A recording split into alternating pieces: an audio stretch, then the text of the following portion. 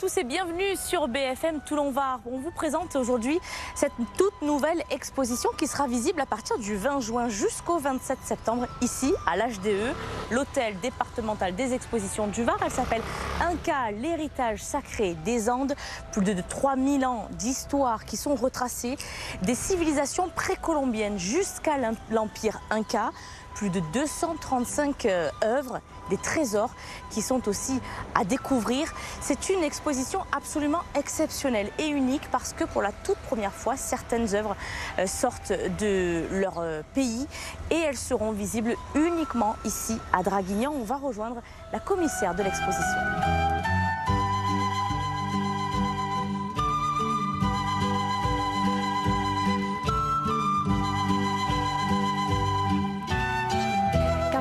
Bonjour. Bonjour. Merci d'être avec nous. Vous êtes la commissaire d'exposition et c'est vous qui avez fait évidemment le lien entre le Pérou et le transport aussi, le transfert de toutes ces œuvres du Pérou jusqu'en France, ici à Draguignan. Ici, on est à au premier étage de cette exposition qui en compte 3. C'est un étage qui est consacré à la cosmovision andine et au rapport du sacré, c'est ça, c'est l'éveil du sacré, c'est un peu le fil conducteur de cette exposition. Oui, c'est exactement ça. Donc, en fait, nous avons voulu imaginer une exposition qui rend hommage aux cultures de la grande civilisation andine, ce qu'on appelle cette civilisation andine, qui est souvent connue dans l'imaginaire collectif partout dans le monde, de manière générale à travers les Incas, qui sont célèbres bien évidemment depuis la conquête du Pérou et d'autres pays andins. Mais en fait, on se rend compte que cet empire qui a eu des réussites fulgurantes, qui s'est développé, qui a connu une expansion extrêmement rapide en à peine un siècle sur un vaste territoire de plus de 5000 km qui englobait plusieurs pays actuels, comme la Colombie, l'Équateur, la Bolivie, le Chili et une partie de l'Argentine. En fait, on s'interroge sur ces réussites, sur cette façon de gérer l'espace, de gérer les ressources et de gérer les populations. Et on aborde dans cette exposition, en fait, la façon dont les Incas vont établir ce que l'on lit dans les chroniques du XVIe siècle, cet ordre sacré. Et une autre façon d'habiter le monde aussi. C'est-à-dire que elle se comprend à travers la cosmovision andine, c'est-à-dire cette façon qu'avaient les peuples andins de penser, de sentir et d'habiter le monde.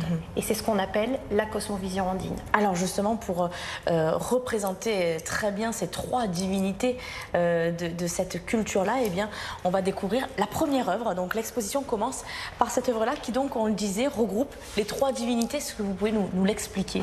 Oui, c'est une œuvre assez caractéristique et intéressante parce qu'elle est d'une part extrêmement esthétique, extrêmement belle. C'est une œuvre qui appartient à la culture mochica qui s'est développée entre 100 et 800 après Jésus-Christ sur la côte nord du Pérou. Et en fait, si vous voyez, on a un animal hybride qui ressemble à une sorte de dragon.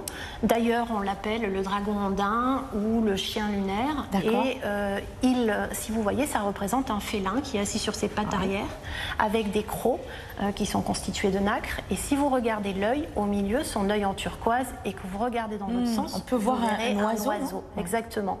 Et ensuite, on a des formes spiralées, serpentiformes, qui vont faire référence au serpent, un autre animal important de la cosmovision andine. Et à la fin, finalement, vous avez sa crête en échelon à 3 niveaux, qui va venir symboliser la connexion entre ces 3 mondes. Ce qu'il faut comprendre, c'est que la cosmovision andine se définit par 3 niveaux, 3 plans. Le monde supérieur des dieux, qui est symbolisé par l'oiseau, qui est cet animal qui a la capacité d'accéder au ciel.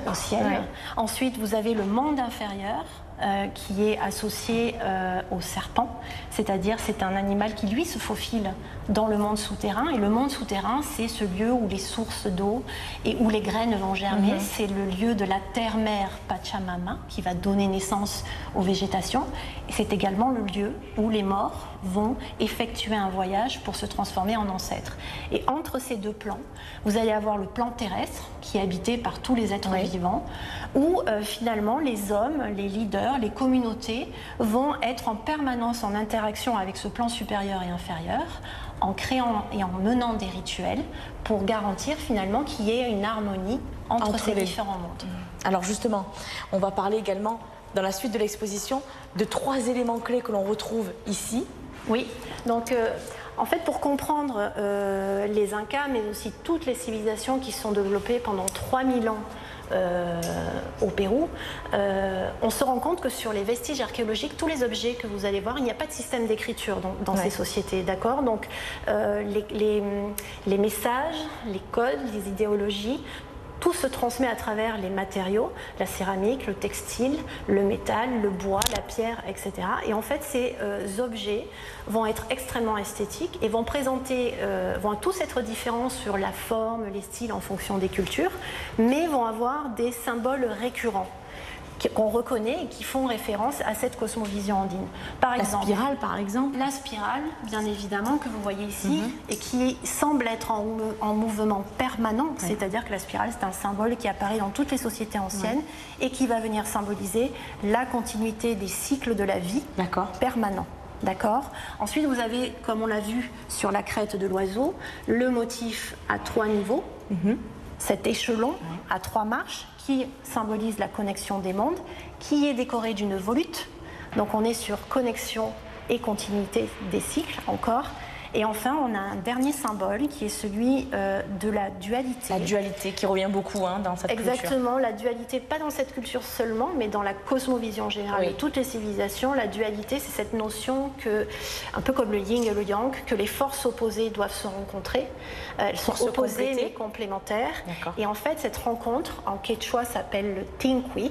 Et cette rencontre va générer quelque chose de nouveau. C'est-à-dire, par exemple, un rapport sexuel entre un homme et une femme va donner naissance à un enfant. On est sur la création de quelque chose de nouveau. 2 rivières qui vont se rencontrer vont créer un fleuve. Et donc là, on est sur quelque chose de nouveau. Des combats rituels entre guerriers d'une même société, ce qu'on voit au 2e étage des Mochica, ces conflits vont créer quelque chose de nouveau. D'accord. Donc cette notion, elle est matérialisée par des couleurs opposées. Elle peut être aussi symbolisée, comme sur ce textile, par l'association du jaune et du bleu, qui va venir faire référence à le ciel, l'eau, le désert, le soleil. On est sur des forces opposées. Et bien sûr, à travers l'association de l'or et de l'argent.